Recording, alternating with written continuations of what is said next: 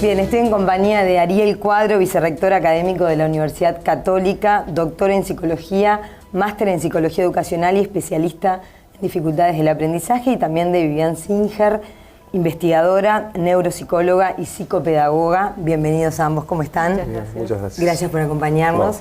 Ambos lideran líneas de investigación muy destacables, tanto en lectura como en matemáticas, y bueno, por ahí queremos ir hoy, que nos cuenten un poco qué conclusiones y qué datos están obteniendo, y justamente de ahí qué soluciones se pueden plantear. Si les parece, arrancamos por la investigación en lectura, y quizá la primera pregunta es ¿qué aporta la psicología al estudio del rendimiento educativo en niños y adolescentes, ¿no? Muy bien, muy buena pregunta. La psicología, como la neuropsicología, ha centrado fundamentalmente en el estudio en tratar de entender cuáles son los procesos mentales que están implicados en la adquisición de la lectura, como también va a ser en la adquisición del cálculo. O sea, tratar de entender de algún modo cómo el niño mentalmente procesa la información que requiere para poder desarrollar la habilidad lectora. Así que el punto ha estado en tratar de entender qué es lo que pasa en la mente del niño cuando está adquiriendo una habilidad para la cual tiene que aprender, porque a diferencia del lenguaje oral, nosotros venimos de algún modo con la capacidad de poder aprender el lenguaje oral en forma natural, con la interacción con otros. En cambio, el lenguaje escrito requiere una enseñanza explícita. Entonces eso quiere decir que nuestros procesos tienen que prepararse y especializarse para poder desarrollar adelante mentalmente una habilidad como es la habilidad del lenguaje escrito. Lo cual supone ya una base importante en el desarrollo del lenguaje oral. Así que ya hay un dato importante ahí, es que el lenguaje escrito supone el desarrollo del lenguaje oral, y la calidad del lenguaje escrito depende en buena medida también de la calidad que uno tenga en el desarrollo del lenguaje oral. Ok. Y no sé si se pueden describir de forma simplificada cuáles son esos procesos que ocurren en el cerebro o en la psiquis para que justamente tenga lugar una lectura exitosa. A ver, cuando uno tiene que leer, lo que está haciendo básicamente es transformar unos signos gráficos en sonido para poder reconocer una palabra escrita a la cual le da significado. En nuestro sistema alfabético, a diferencia de otros sistemas, lo que hace es que el alfabeto es un sistema de signos gráficos que representan sonidos. Y una palabra en el fondo es un ensamblaje de esos sonidos, una unión de esos sonidos en la cual uno, representados, uno puede decir mamá, puede decir mesa, silla, y le está dando significado. Entonces en la mente, por un lado, hay una capacidad de reconocer ese signo gráfico que se da en el área visual a nivel occipital, donde uno reconoce y puede reconocer ese signo gráfico para poder darle luego ese sonido que permita, digamos, poder darle después un significado. Así que intervienen procesos a nivel visual, procesos que permiten la transformación o la relación de ese signo gráfico con los sonidos a nivel de lo que se llaman los procesamientos, a nivel del procesamiento fonológico, que es justamente la dificultad que presentan los disléxicos, y a su vez poder darle un significado que tiene que ver con el conocimiento que uno tiene del mundo y a nivel lingüístico, como para decir, cuando uno dice mamá, sepa el significado de mamá, o el de mesa, o el de silla, o el de silla. Claro, no solo leerlo, alcanzar a leerlo, sino que entenderlo. Y ahí es bien significativo porque está claro a través de los resultados de las pruebas PISA, es de público conocimiento que en Uruguay eso está funcionando mal. Tenemos problemas. ¿Cuáles son los resultados de la investigación? A ver, en el caso de las pruebas PISA, lo significativo, independientemente de la discusión del sistema de evaluación PISA, además hay un dato que es relevante, y es que en la de 2012 el 47% de los chicos evaluados en nuestro país no alcanzaron el umbral mínimo en el manejo, en la comprensión lectora. Y en el año 2009 era un 40%. Uno de cada dos. En el año 2009 era 42%, o sea que empeoramos, digamos, si se quiere, en eso. Entonces, eso significa que hay un grupo de chicos que no es eficiente a la hora de comprender material escrito, ¿no?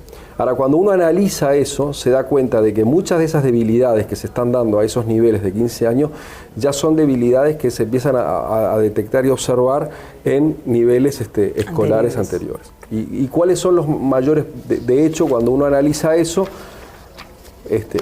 voy a dar un dato.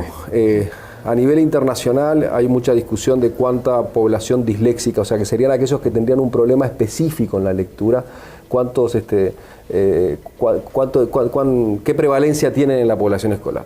Si uno se pone muy estricto, diría un 4%, un 5%. Algunos hablan de más. En el Uruguay, cuando uno hace evaluaciones a nivel global, se encuentra con que hay un promedio de un 18%, 17% ese dato y pico. que sí lo tenía acá, claro, ese es un dato muy significativo. Los ojos. Claro. Uno dice, esto es un trastorno neurobiológico. Claro, y lo más significativo es que cuando uno lo mira en ciertos contextos socioculturales altos, está en ese número de 4 o 5%. Lo que pasa que acá en Uruguay se da, claro, en esas poblaciones se da, pero cuando uno va a contextos socioeconómicos más vulnerables, estamos entrando al 30%. Por eso la media termina siendo un 17%, porque claro, tenemos un extremo de un 30, 28, 30% frente a un 3 o un 4%. O sea, los colegios de contexto socioeconómicamente alto o socioculturalmente alto, si se quiere, están dentro de los parámetros internacionales. Ahora, ¿qué quiere decir que haya un 17,5 que se comporta como disléxico? Quiere decir que el déficit que tiene a nivel lector resulta tan significativo como si fueran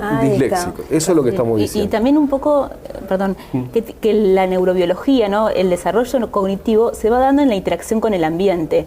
Entonces, no es que lo neurobiológico sea tan determinado genéticamente, sino que se da también en la interacción y en las oportunidades de enseñanza. Okay. Entonces, las oportunidades de enseñanza también van determinando los trastornos neurobiológicos. No es como que uno nace con esa potencia, es como uno tiene la potencialidad y el ambiente puede ayudar también a determinar. En algunos colegios de un modo y en algunas escuelas de otro. Recién decíamos, el desarrollo del lenguaje escrito supone el desarrollo de un buen nivel de oralidad. Cuando hay un déficit importante en la oralidad, que es lo que estamos observando nosotros a niveles de 3 o 4 años, y varios estudios en Uruguay dan muestra de que existen déficits a nivel de lenguaje oral, bueno, esos chicos potencialmente ya sabemos que van a tener dificultades importantes en el lenguaje escrito. O sea que ya podemos de ver que esas deficiencias que se están dando en edades tempranas, si no son abordadas o intervenidas, ya van pronosticando una dificultad. Una dificultad que una vez que se instala, cada vez es más difícil de cambiar, digamos. Ese es el problema. Ahora, de esto. La pregunta que cae por obvia es, bueno, ¿por qué no se está abordando? Pero antes que eso, ¿por qué un niño de 3 años tiene dificultades en el desarrollo oral? Bueno, fuertemente eso tiene que ver con la estimulación del entorno y del medio. La estimulación familiar, porque a los 3 años... La riqueza del vocabulario. Los chicos pasan a los 2 años a manejar 100 vocablos, 200, pueden llegar manejan a los 6 años 6.000, 7.000 vocablos. Es un crecimiento. Entonces, están aprendiendo 10, 15 palabras por día. La pregunta que uno tiene que hacerse en determinados medios es, ¿quién da esas 10, 15 palabras diarias que el chico tiene que tener para llegar a las 6.000, 7.000, digamos, ¿no? Hay un profesor de su entorno directo. ¿Quién estimula esa cantidad de palabras para que el chico cuando llegue a los 6 años maneje un vocabulario que puede ser 6, 7 o más? La televisión debe ser un profesor. Sí, por eso, claro, pero ¿cuáles son el entorno? A veces lo que ocurre es, hay lenguaje, pero cuando uno observa el lenguaje es muy reducido, o sea, uno maneja el mismo vocabulario y al final terminas diciendo, bueno, el problema es que maneja muy bien, pero muy reducido el vocabulario. Y el vocabulario es central para poder, por un lado, manejar el lenguaje en sí mismo, pero por otro lado es un componente importante del pensamiento, porque cuando uno piensa en conceptos, y los conceptos son representaciones lingüísticas, o sea que el desarrollo del lenguaje tiene un componente fundamental para las capacidades de pensamiento de un individuo. Entonces, la gran pregunta que yo siempre me hago es mucho más profundo de lo que la gente cree, claro, me parece, claro, ¿no? Entonces, cuando que eso habla bien. Exactamente, cuando eso está comprometido, es evidente que el lenguaje escrito está comprometido, no solo en la posibilidad de reconocer la palabra escrita, sino en la comprensión que se va a tener de eso que se está... Claro. O sea, alguien que tiene una muy buena competencia lingüística difícilmente tiene problemas de lectura, salvo que no se le enseñe. Ahí está. Pero si se enseña a leer, difícilmente va a tener problemas de lectura. O tiene, pero los puede sortear, en realidad. No, si fuera un disléxico, pero si no, es muy difícil que pueda llegar a tener. Que llegue a tenerlo. Una buena enseñanza. Ahora, con este dato que es una luz roja, ¿no? El que decimos, bueno, 4% en cierto contexto favorable y 30% en contexto desfavorable. Claramente tiene que ver con los centros de estudio y con cómo se ataca el problema, que ustedes lo dejan de manifiesto en sus investigaciones, se ataca tarde o no se ataca. Se ataca tarde, tiene que ver evidentemente con temas que vienen más de atrás, digamos, ¿no? O sea, eso que estamos diciendo de lo que es la estimulación en las edades tempranas, o sea, y bueno, que hay mucha inquietud a nivel político y de los distintos agentes sociales de cómo tratar esto tempranamente, el tema de la estimulación de los niños, los programas que se están desarrollando, CAIF u otros, para tratar de desarrollar, pero sin duda que las maestras de contexto de vulnerabilidad social ya de por sí se enfrentan a un problema mayor que el que se enfrenta una maestra en un contexto socioeconómico cultural alto, digamos. Claro. O sea que son docentes que tienen que abordar un problema, con menos recursos, por supuesto, con menos recursos, pero además con un déficit que ya viene de esas bases. En el desarrollo de una habilidad que es mejor si viene con un buen desarrollo previo. Entonces, de algún modo, ya hay que trabajar casi como en forma especializada. O sea, que hay que pensar planes de recuperación frente a una dificultad que ya viene de algún modo construyéndose de años anteriores. Entonces, eso genera que no solamente los tiempos que eso requiere, sino el nivel de formación y la calidad de quienes trabajan con eso para poder atender una dificultad que ya viene con sus raíces afectadas. Digamos. Muy fuerte porque el tema es claramente de un origen social, de una estructura social, cultural profunda, ¿no? No es solamente y que supone pensar entrenar a la maestra. Supone pensar la intervención, la atención temprana y demás, muy desde ahí. Teniendo en cuenta otra cosa que no es menor, y es que los años a nivel de desarrollo cerebral que mejor potencian el desarrollo de este tipo de habilidades son los años, los primeros años, digamos. ¿Y se sabe hasta cuándo? Y hasta los 6-7 años es un tiempo privilegiado como para asentar las bases de este tipo del desarrollo lingüístico, de las competencias lingüísticas, las bases fuertes. Después se va acrecentando indudablemente, pero hay un nivel estructural básico que en esos años es muy raro, lo mismo que en el desarrollo de la fonología o demás, que es muy importante en la lectura. Posterior de esos años, uno tiene que luchar más para lograr tener cambios, digamos. Lo que más tempranamente uno puede tener éxito en las primeras etapas, cuando ya está a partir de los 8 o 9 años, el esfuerzo que hay que hacer para obtener un resultado parecido o cercano es muy superior. Pero muy superior estoy refiriendo a que a lo mejor es el doble de tiempo y el doble de energía para conseguir el mismo resultado cuando lo atiendo a los 5 o 6 años que cuando lo atiendo a los 9, digamos. O sea que acá quienes tienen que dar la luz de alerta, es decir, acá hay que intervenir rápidamente, maestros claramente, padres también, estar atentos. Sobre todo eso, también padres, ¿no? Porque muchas veces se deposita todo en el rol docente y el docente ya lo llega, como decía Ariel, los primeros 5 o 6 años son súper importantes. Y de repente el docente le llega en el primer año de escuela y el docente ya viene viene jugando un partido que está 5-0, ¿no? Claro. Entonces tiene que llevarlo de atrás. Entonces es muy importante la estimulación temprana, el conversar con los niños, el leer cuentos a los niños, todo lo que es el desarrollo de la literacidad, del vocabulario. Y las investigaciones muestran que los niños que se les lee más, que se les habla más, eso predice también el rendimiento futuro a nivel escolar. Entonces, el desafío de los padres es muy importante en la educación y no hay que relegarlo solo a la escuela, ¿no? El padre, muchas veces, como se juega como esto los primeros 2-3 años, los padres sí han generado mucha conciencia de la importancia de los primeros 2 años y estimulación temprana, y eso es algo que uno lo escucha y ve muchísimos elementos para estimular, pero después es como que empiezan a depositar todo sobre la educación, ¿no? Sobre la institución educativa.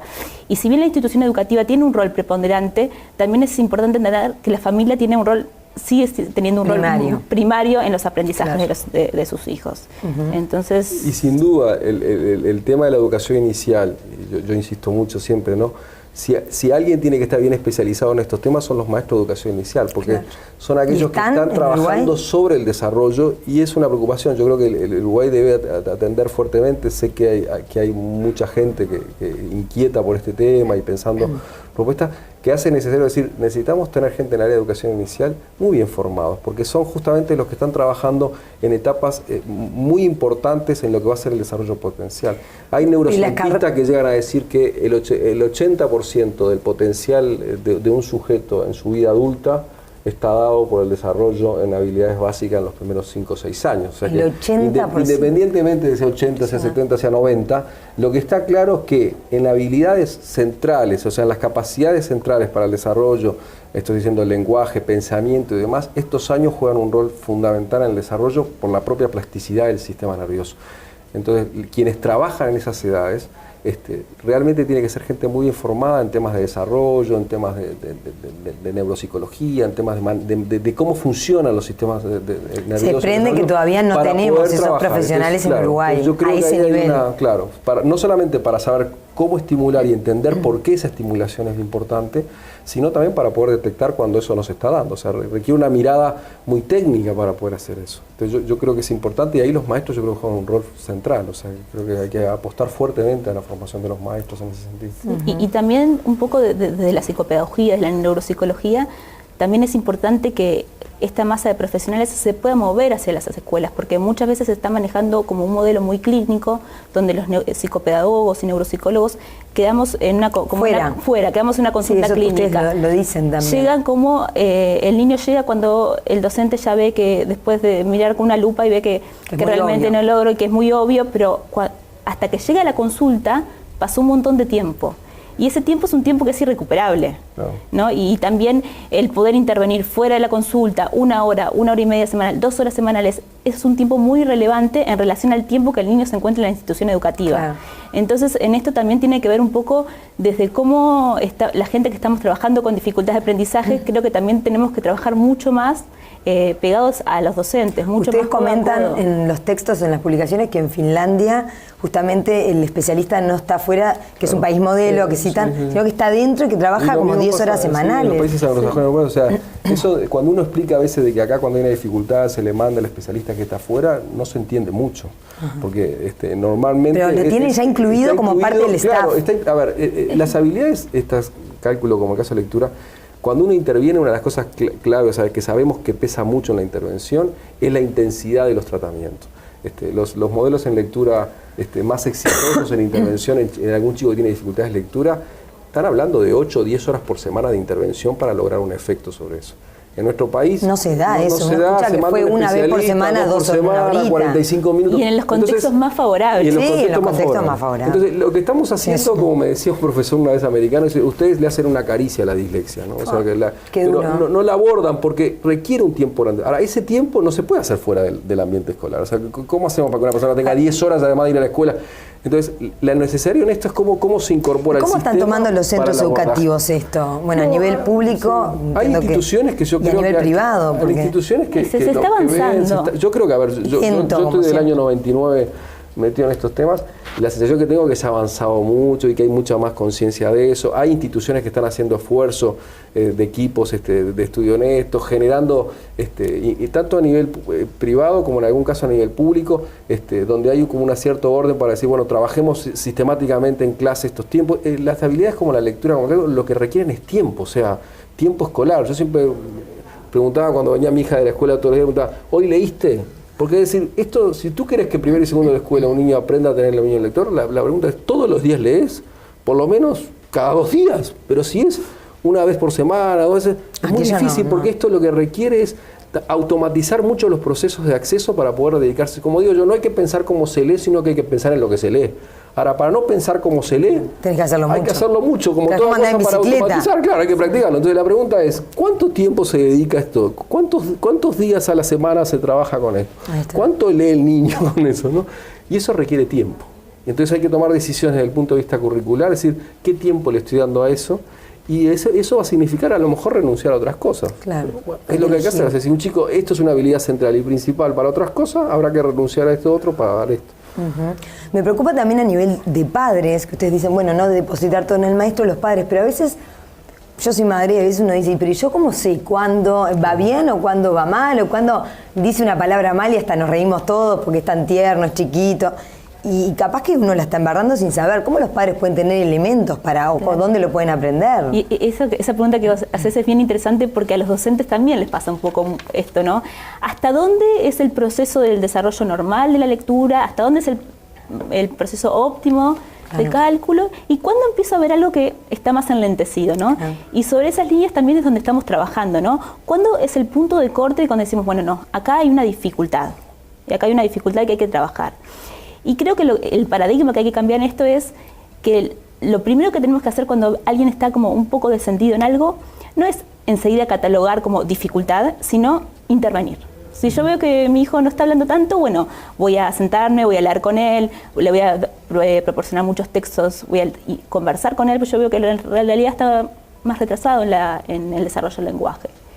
Y después de eso voy a ver cómo evoluciona, y si va evolucionando favorablemente, bueno, en realidad necesitaba un poco más de tiempo, y eso se traduce en las escuelas, es lo mismo. Si veo que el niño no está aprendiendo como el grupo a leer, le voy a dar primero un poco más de tiempo de lectura, y voy a volver a reevaluar a ver qué pasa. Y si no funciona, voy a ir a ya una intervención un poquito más especializada, y voy a seguir interviniendo a ver qué pasa. Y después recién llegó a lo que es la fase del diagnóstico más, esto que decías como más neurobiológico, donde hay algo que ya es, que trasciende lo instrumental, ¿no? Pero lo primero siempre es intervenir. Y muchas veces pecamos de primero observar hasta si hay una dificultad. Entonces, y después si hay una dificultad, derivamos. Y eso se traduce en un año escolar, por ejemplo, la maestra en marzo empieza a ver que abril, mayo, consulta con la psicóloga, la psicopedagoga mira. En julio, junio decidimos hacer un diagnóstico afuera, llega el diagnóstico, 2 meses de diagnóstico y se pasó un año. Y se pasó un año escolar. Además, 6 meses en un adulto es una cosa. 6 meses, cuando yo sé que en los primeros 6, 7, 8 años se juega mucho, es muchísimo tiempo. O sea, me estoy perdiendo un porcentaje de tiempo de trabajo. Y la otra cosa es, ¿cuál es el riesgo de intervenir? En último caso, lo hará mejor. Perder no pierdo nada. Ahora, no intervenir puedo perder mucho. En el intervenir, ¿cuál es el problema? Y con respecto a la otra parte de la pregunta última que hacías, ¿cómo ver con los padres? Yo creo que así como, yo sé que ya hay centros que lo hacen, ¿no? Pero así como se preparan charlas y demás para el parto y demás, yo creo que los centros de salud, como los centros de enseñanza, más que contar además lo que hace el propio centro, tendría que tener instancias de formación para los padres. O sea, los padres tendrían que tener posibilidad de tener instancias donde se expliquen aspectos a mirar en el desarrollo de sus hijos, estar atentos, cuidado. Entonces, yo sé que hay lugares que ya lo están haciendo y demás, pero es bien interesante decir cómo generar políticas de Estado que hagan que haya instancias en los centros educativos como en los centros de salud donde se generen espacios donde se les den las pautas básicas del desarrollo a un padre para decir, mire, esto es lo que sabemos hoy sobre esto y téngalo en cuenta, esté atento, preocúpese. Que te paren las antenas. Para que den esas cosas. Se me ocurren varias puntas. Hay mucho padre que también dice, ahora te mandan a los 2 años a este especialista, a los 3, al otro, a los 4. A nosotros nos criaron sin nada y acá estamos. Eso también se escucha, esa cierta resistencia. Porque porque es como que la vida está muy cargada de cosas y los padres reciben esto a veces como una carga más. Es cierto. Pero es cierto que para un chico hoy en día adaptarse al mundo de hoy es bastante más complicado que lo que es hace 30 años. ¿No? O sea, hacerse el desayuno en una cocina hace 30 años era bastante más simple que hacerse el desayuno en una cocina hoy en día. Basta solamente con los enchufes y los aparatos que tiene que manejar un niño para poder hacerse algo hoy en día. Lo que era prender la tele hace 30 años atrás era bastante más simple que lo que es hoy en día hacer funcionar las canaleras o las cuestiones.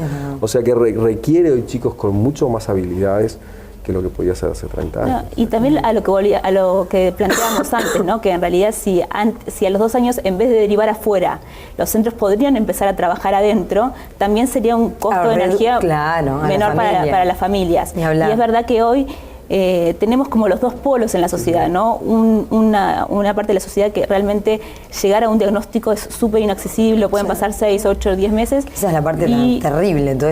Entonces que se pasó un montón de tiempo, y gente que tiene mucho acceso y que puede rápidamente hacer una consulta, pero sin embargo son niños que están 8 horas en la escuela, que tienen un montón de actividades extracurriculares y que los padres se pasan llevando y trayendo, y hacen la vida como súper compleja. Entonces este modelo clínico no sirve para unos y no sirve para otros.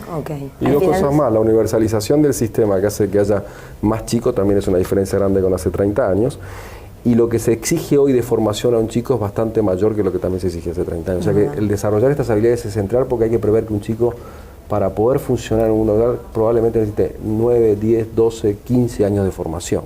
Entonces, claro, eso también exige preparar para muchos años de formación. Para cerrar el tema, traigo un ejemplo que se fue difundido en la prensa. Fue cuando para entrar al Ministerio de Relaciones Exteriores se rindió un examen, se tomó un examen, y perdieron muchísimos postulantes por no poder hacer un comentario sobre un artículo básico, es decir, no lo pudieron entender, no había comprensión lectora. Estamos hablando de gente que traspasó todo el sistema educativo, que con educación terciaria se estaba presentando ante este concurso. También ahí uno dice cómo el sistema educativo fue pasando a esta persona y nunca hubo un corte de decir, no, acá frená, porque sin esto no podés salir de este sistema, ¿no?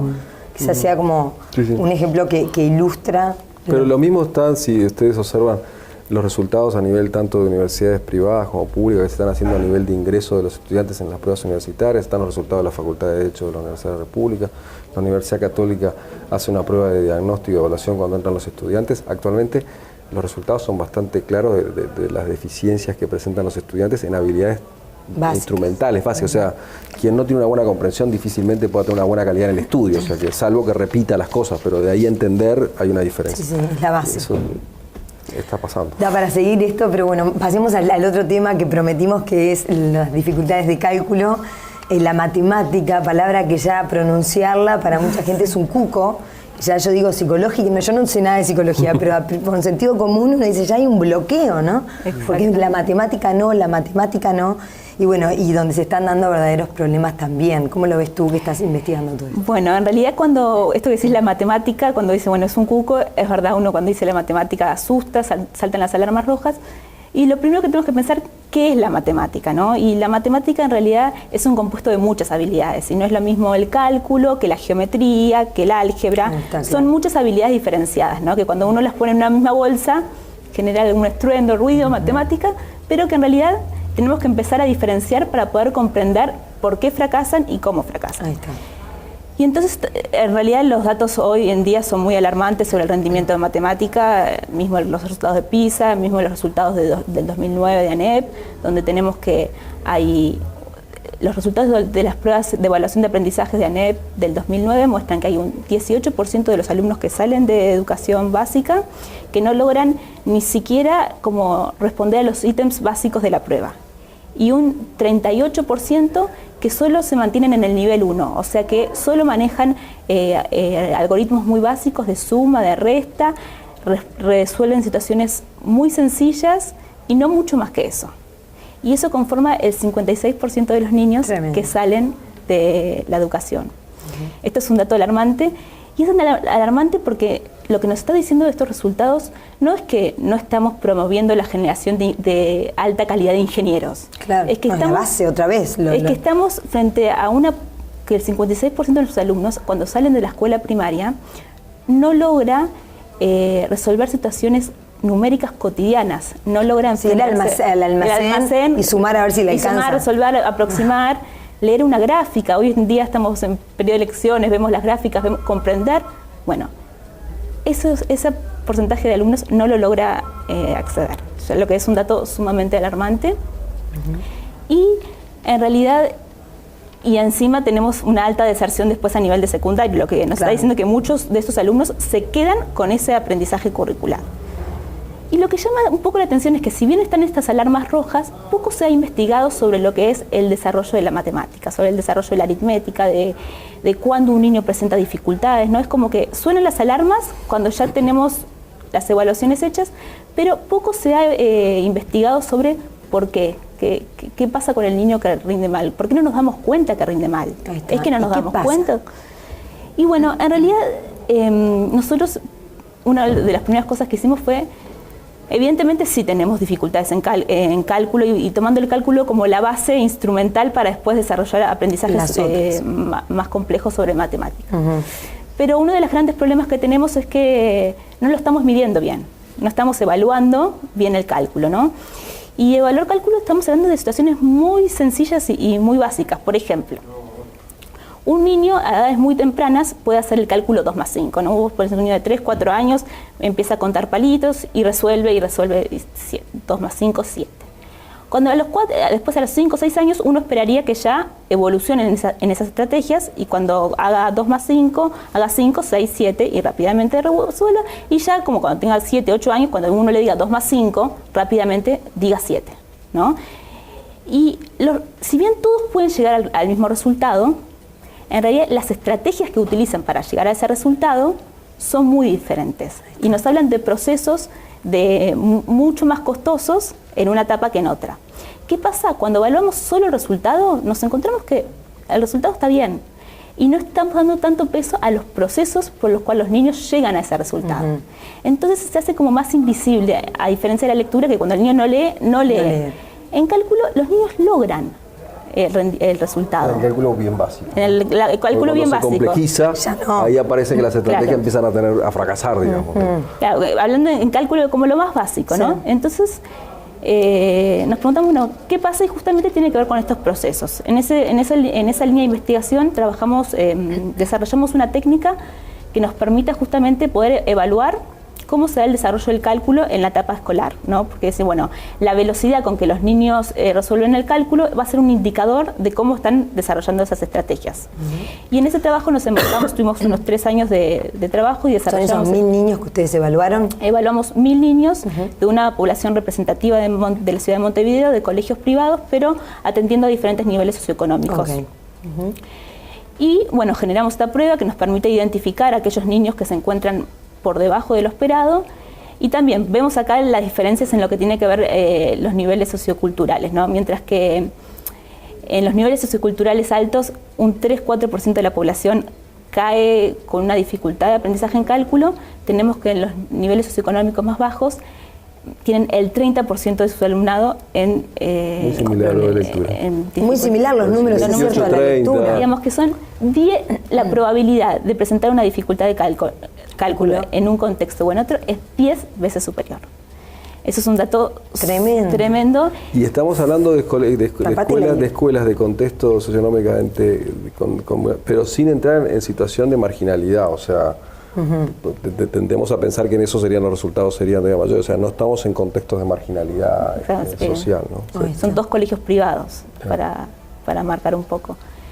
Entonces, bueno, uno de los es tremendo. Es como son datos que alarman, y lo que nos preguntamos, bueno, para poder generar estrategias de intervención, para ver en qué hay que intervenir, cómo atacamos este problema. Genera como una desolación en la gente cuando escucha todo esto y decir, bueno, ¿y qué hacemos? Y parte del interés entonces fue estudiar, decir, a ver, ¿cuáles son qué es lo que lleva al desarrollo del cálculo? ¿Cuáles son aquellas variables que pueden incidir en que un chico tenga mejor manejo, ¿no? Que esa ha sido la otra etapa en la que se está ahora, que es tratar de indagar y estudiar y decir, a ver, ¿cuáles son las variables que me pueden definir o explicar por qué alguien, o cuáles aquellas inciden más en que alguien pueda desarrollar mejor la habilidad de cálculo o no, justamente para decir en qué hay que intervenir? Claro, o sea, entonces, y llegamos a... Ahí estamos en realidad nosotros dijimos, bueno, está claro que en los contextos de vulnerabilidad social el aprendizaje está incidido por múltiples variables, y de lo que hablábamos del desarrollo. Bueno, ¿qué pasa con los niños? Cuando están todas las condiciones cubiertas, necesidades básicas satisfechas, buenos salud, alimentación, buena calidad de aprendizaje, que igual fracasan en aprendizaje. ¿Qué pasa? Y en realidad lo que nos encontramos es que muchos de estos niños pasan totalmente desapercibidos en la escuela, aún en los mejores contextos. Y bueno, la pregunta es ¿por qué pasan desapercibidos? ¿Por qué no llegan a la consulta psicopedagógica? Y lo que encontramos es que en realidad muchos de estos niños, las dificultades de cálculo vienen solapadas por otras dificultades. Y, por ejemplo, de nuestra muestra encontramos que este es un segundo estudio que tomamos también 1000 niños, pero de un contexto socioeconómico medio alto, o sea, donde todas las necesidades básicas estaban satisfechas. Y encontramos que de los 200 niños que, o sea, digamos, que rendían inferior, ¿no? Que no significa que tengan una dificultad, digamos, que estaban rindiendo en el nivel inferior, el 60% de esos niños, por ejemplo, también presentaban dislexia. O sea que se empiezan a cruzar las... Claro, entonces, y la mayoría de esos niños estaban atendidos por dislexia, pero sin embargo, el cálculo quedaba ahí. Una vez que se puso como la etiqueta de dislexia, del cálculo nos olvidamos, y sin embargo esos niños están rindiendo muy desfavorablemente. Hay otro grupo que tiene como más... pasan como más por déficit atencional, que tiene un déficit atencional, y entonces explican toda la dificultad de cálculo por el déficit atencional. O sea, no, están solapados bajo todos estos títulos, pero no apuntan directamente. Y no se interviene, más allá de que tengan esas otras dificultades. Pero ahí sí hay un rol de los centros de estudio, en detectar y en decir, no, acá es el problema y no aquello. Si quizá vamos a lo que tú decías, no hay formación a un nivel como para poder hacerlo. Y hay otros niños que en realidad pasan desapercibidos sin tener otra dificultad, son los que realmente solo tienen dificultad en cálculo, por lo general pasan desapercibidos. ¿Y por qué pasan desapercibidos? Es por eso que yo te he explicado hoy. En realidad, lo que se evalúa a veces es solo el resultado. Y el resultado es el mismo. Y es como, ¿viste el juego del Shenga donde uno va poniendo una pieza arriba de otra? Los niños en la etapa escolar que solo tienen dificultades en cálculo es como van jugando al Shenga, van haciendo equilibrio y van logrando resultados. Pero llega un momento que esa torre se desmorona. Y cuando se desmorona a veces es tarde. Y hay una cosa que yo creo que hace también que no se detecte, y es que en realidad cuando uno mira o analiza los tiempos pedagógicos de trabajar estas habilidades básicas, la verdad que son pocos. O sea, yo creo que hay poco trabajo o tiempo, de espacio real, en algunos contextos de mayor vulnerabilidad, porque la necesidad de contener socialmente a los niños y tenerlos hace que las maestras realmente hacen maravillas, o sea, hacen un trabajo enorme para poder mantenerlos, pero claro, eso va en contra del tiempo para trabajar. Esto es como decir, bueno, fueran los enfermos en un hospital, hacemos un gran esfuerzo para que tengan cama, pero no tenemos médico para que lo atienda. O sea, un esfuerzo brutal para tener la cama, pero no podemos atenderlo. Entonces al final uno dice, bueno, pues la tarea era cuidarlo de salud y no le puedo. En el sistema educativo a veces pasa eso. Y en otros sistemas de mayor a nivel cultural, muchas veces la exigencia por poner muchas otras cosas y muchas necesidades, que teatro, esto, lo otro, y una cantidad de actividades que los padres me exigen que mi hijo tenga de todo, hace que al final se vaya en detrimento de los tiempos de trabajo, porque el cálculo requiere tiempo, o sea, para poder dominar el cálculo hay que, es como las tablas, ¿no? Tiempo practicándolo, dedicándole. Y requiere de la enseñanza explícita. Y, claro, o sea, y hay que hacerlo y dedicarle tiempo. Entonces, yo creo que una de las cosas que es importante en esto es, si se dedicara ese tiempo, también sería bastante más evidente encontrar a aquellos chicos que tienen dificultades.